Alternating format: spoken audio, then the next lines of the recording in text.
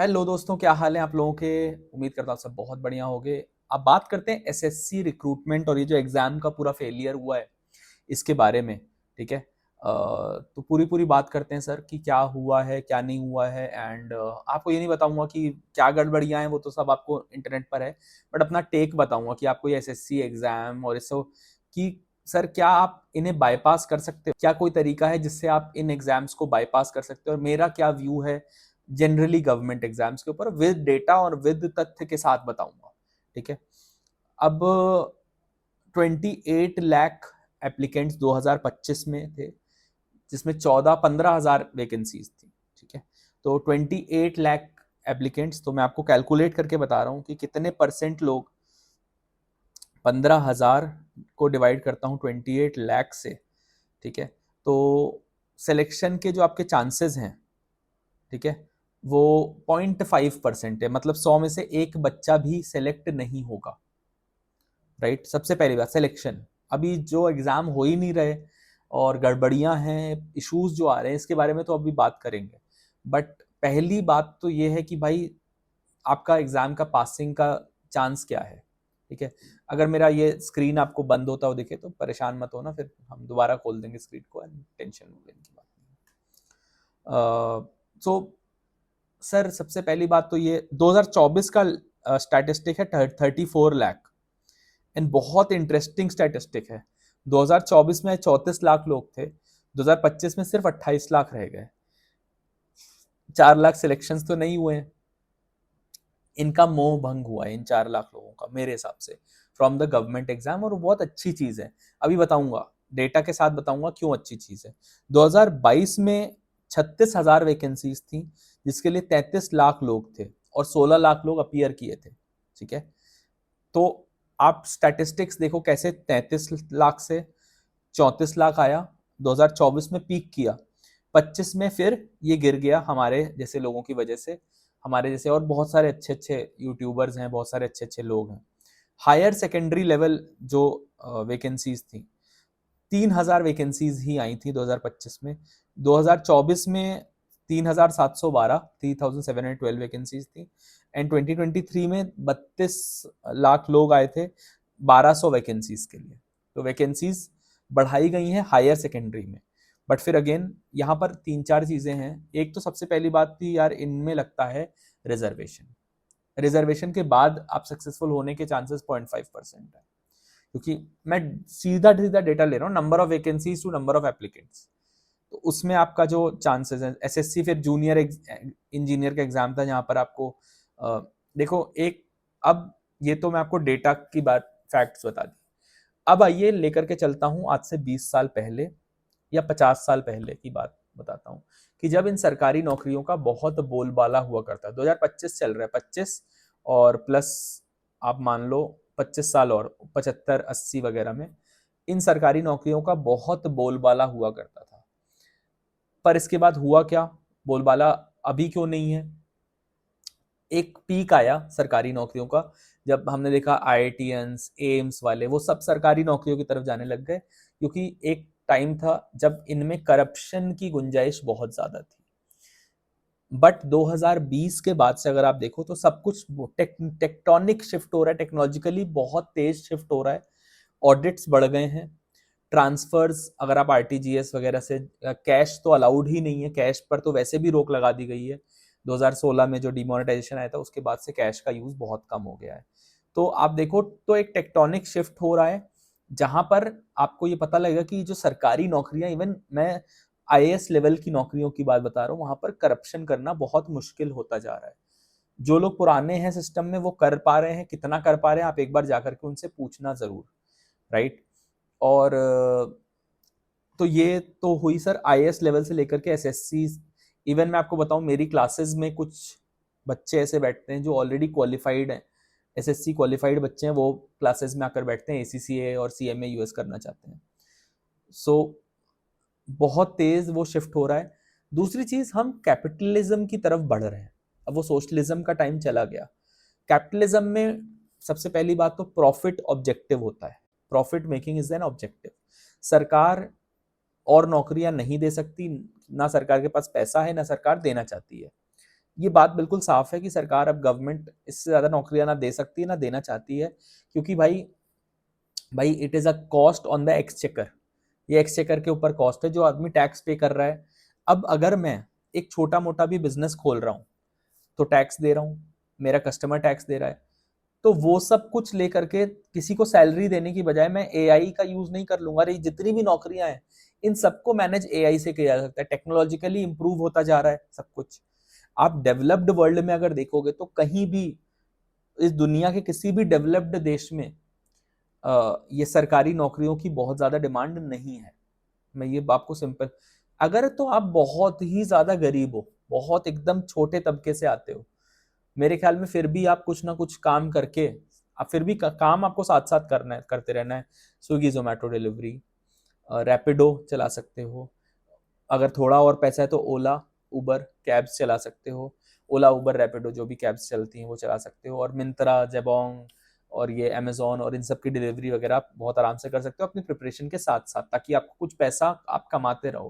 क्योंकि देखो, आपके आगे बढ़ने में और देश के आगे बढ़ने में बहुत जरूरी कि आप इकोनॉमिक कंट्रीब्यूशन करते रहो देश के अंदर।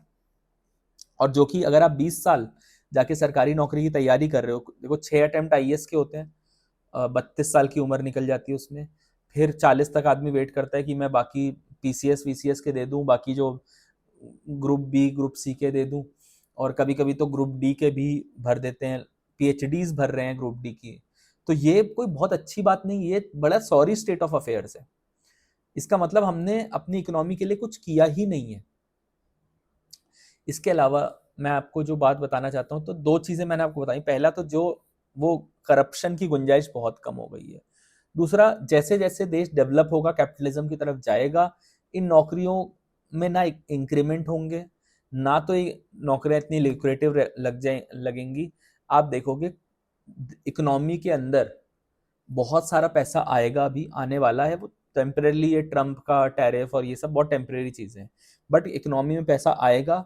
और जो लोग इस समय ऑन्टरप्रेन्योरशिप, प्राइवेट एंटरप्राइज, इन सब की तरफ जा रहे हैं, they are going to be the beneficiaries of it. इनको फायदा इस चीज के अंदर होने वाला है। तो मेरे हिसाब से ये जो दूसरी तीसरी चीज मैंने आपको बताई, ठीक है। तो पहला सर, ना अब ऑडिट्स ज्यादा होंगे, करप्शन आप करप्शन नहीं कर पाओगे, वो मिनिस्टर लेवल पर या फिर वो सेंट्रलाइज्ड हो जाएगा सब कुछ बहुत ज्यादा। दूसरा सर, अगर आप देखोगे तो जो टेक्टोनिक शिफ्ट आ रहा है, डेवलपमेंट की तरफ हम बढ़ रहे हैं और वही होगा। तीसरा, जब कंपेयर करोगे ऑन्टरप्रेन्योरियल या प्राइवेट एंटरप्राइज को, तो प्राइवेट एंटरप्राइज और ऑन्टरप्रेन्योर 10 साल के बाद, 5 से 10 साल के बाद बहुत तेज भागना शुरू कर देगा। आज से सिर्फ 5 साल लगेंगे, 5 ईयर्स के अंदर बहुत तेज जो हमारे देश का जो ऑन्टरप्रेन्योर है वो भागने लग जाएगा। और हमें बहुत जरूरत है, 20 साल बर्बाद करने की कोई जरूरत नहीं है सरकारी नौकरियों के पीछे। अगर आप थोड़े भी मिडिल क्लास हो, हायर मिडिल क्लास हो, अगर आपके पास घर है एक आपके माँ बाप का, मत बर्बाद करो अपने आप को इन नौकरियों में। ये नौकरियां किसी को कहीं नहीं ले जाएंगी। आप डेवलप्ड इकोनॉमीज में देख लो, कोई इन नौकरियों के पीछे नहीं भागता, क्योंकि एंटरप्रेन्योरशिप की वैल्यू होती है सर, ठीक है। इसके अलावा सर, अगर देखो, आप अगर सिलेक्शन हो भी जाता है आपका, जो आपको सैलरी ब्रैकेट मिलेगा प्लस करप्शन के चांसेस रहेंगे नहीं। आप फ्रस्ट्रेट हो जाओगे as a higher middle class. अगर आप middle class, higher middle class या अपर रिच क्लास तो वैसे भी नहीं जाता है, ये का मतलब करोड़पति, 100 करोड़पति, ये लोग नहीं जाते हैं। ये सब middle class, higher middle class के काम है। मत जाओ इनमें, अपने बच्चे को बाहर भेज दो एजुकेशन के लिए। एसीसीए, सीपीए, सीएमए, अगर फाइनेंस में आना चाहते हो तो एसीसीए, सीएमए, सीएफए, सीपीए, सीमा, सीएमटी, सीएफपी, दुनिया भर के कोर्सेज हैं और बड़ी बड़ी कंपनीज हायर करने को तैयार हैं। अभी एआई आने के बाद तो वैसे भी सबको क्वालिफाइड होना पड़ेगा। Everybody has to have a qualification, वरना आपको हायरिंग ही नहीं होगी, क्योंकि वो जो बेस लेवल वाले काम है वो सब खत्म हो जाएंगे। तो सिर्फ वो इंटेलेक्ट की वैल्यू बचेगी। तो लुक टूवर्ड्स दीज कोर्सेज, अपने बच्चों को बाहर भेजें, अपने बच्चों को बाहर से एजुकेशन करवाएं, बाहर का। क्योंकि आप देखो, ये जो आपको फोटो दिख रही है, इसमें कितने लोग झंडा लेकर खड़े हैं, इसमें एक भी नेता मंत्री का बेटा नहीं है। क्यों नहीं है सर? क्योंकि वो ट्राई भी नहीं करते इस चीज के लिए। आई होप आप बात को समझ पा रहे होगे। एंड जित आंदोलन का कोई वैसे भी सिर पैर नहीं होता है, right. It's okay, it looks good, photo ops के लिए बहुत अच्छा है, बट गवर्नमेंट कितना सुन रही है ये भी आप देख रहे हो। टीचर्स को बस में डाला गया, वो सब कुछ। तो मुझे लगता है कि सरकारी नौकरियों को एक तबके के लिए छोड़ दो, जो सबसे lowest strata of the society है, वो भी बहुत काम कर सकता है। तो सरकारी नौकरियों को छोड़ दो, कुछ नहीं होने वाला इनमें। अरे यार एक बात सोचो ना, आप बैंक में लग गए सरकारी, वहां भी सेविंग्स बैंक अकाउंट खुलवाने हैं, प्राइवेट बैंक में भी सेविंग्स बैंक अकाउंट खोलने हैं, बस प्राइवेट में टारगेट्स मीट करने। अब सरकारी में भी टारगेट के बिना कुछ नहीं हो रहा। दे वांट प्रॉफिटेबिलिटी, कैपिटलिज्म में प्रॉफिटेबिलिटी बहुत इंपॉर्टेंट है, ठीक है। सो मेरे हिसाब से these government jobs all together should be boycotted. पूरी तरह से आप बॉयकॉट करिए, अपने आप को एफिशिएंट बनाइए।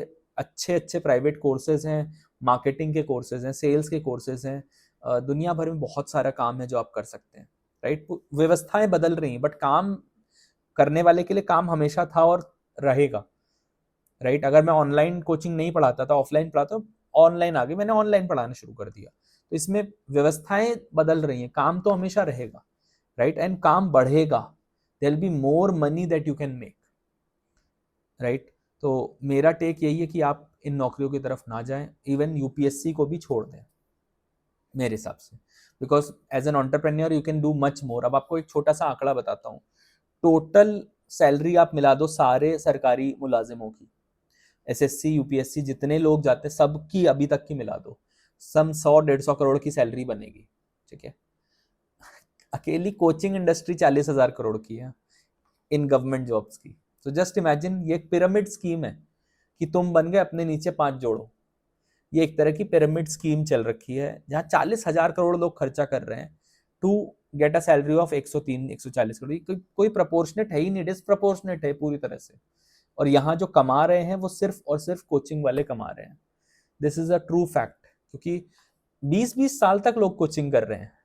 जस्ट इमेजिन कि यार मेरा ना ये वाला सब्जेक्ट थोड़ा कमजोर है, मैं इसकी कोचिंग ले लेता हूँ, इसकी ऑनलाइन ले लेता हूँ, इसकी लाइव ऑनलाइन दोनों ले लेता हूँ।